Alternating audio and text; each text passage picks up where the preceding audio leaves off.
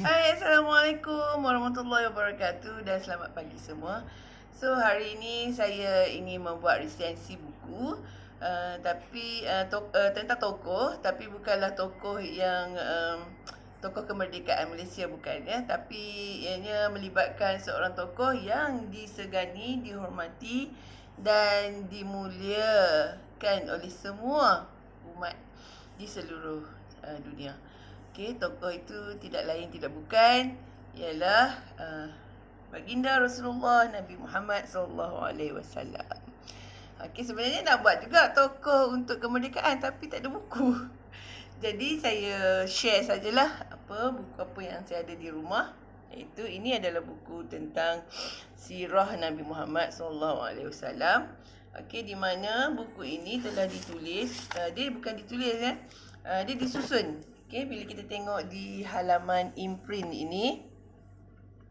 Okey, bila kita tengok di halaman imprint ini, okey, kita boleh baca buku ini telah disusun oleh Dr. Ahmad Hatta. Okey, Dr. Ahmad Hatta, dan editornya ialah diedit oleh Irwan Kurniawan.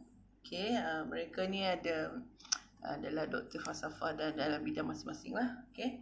Jadi buku ini telah diterbitkan oleh Maghfirah Pustaka yang bertempat di Kajang, Selangor. Buku ini cetakan pertamanya ialah pada April 2012. Okey, saya rasa buku ni dah lama dah saya beli pun. Okey. Anak-anak pun suka tengok sebab dalam buku ni dia penuh dengan gambar yang berwarna-warni. Okey, tulisan dia pun ada warna. Okey, dia ada gambar. Okey. Okey, buku ni dia terkandung dalam 600 muka surat. Okey, 600 lebih lah muka surat dia. So, dia banyak fakta sirah baginda Rasulullah yang mana dia disusun dalam 4 bab. Okey, dalam 4 bab. Bab yang pertama ialah berkenaan dengan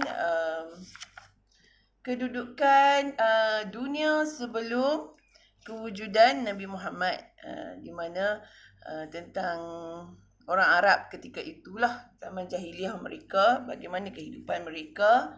Okey, jadi kerajaan bangsa Arab tu macam mana, tentang sosial, tentang ekonominya, bagaimana diplomatik hubungan dengan dunia luar juga bagaimana. Okey. Dan keduanya ialah bab 2, diceritakan zaman sebelum kelahiran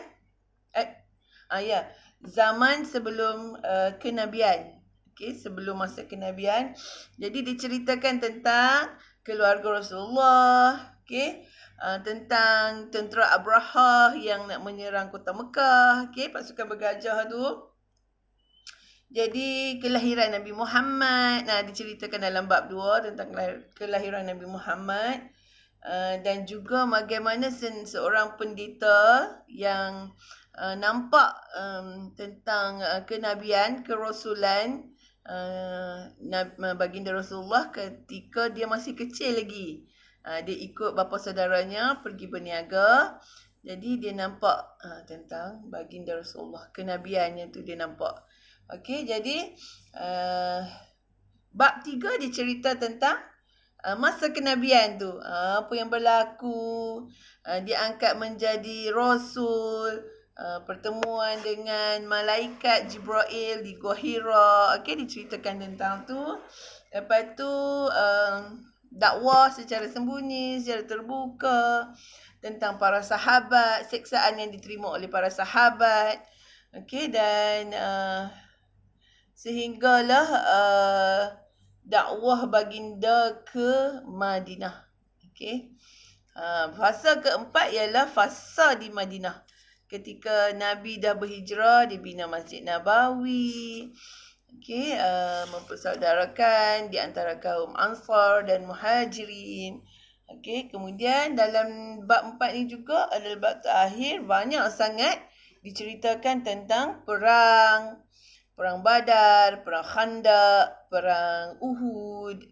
Okey, banyak sangat. Okey, jadi ada juga diceritakan tentang perang-perang yang jarang kita dengar seperti perang Tabuk.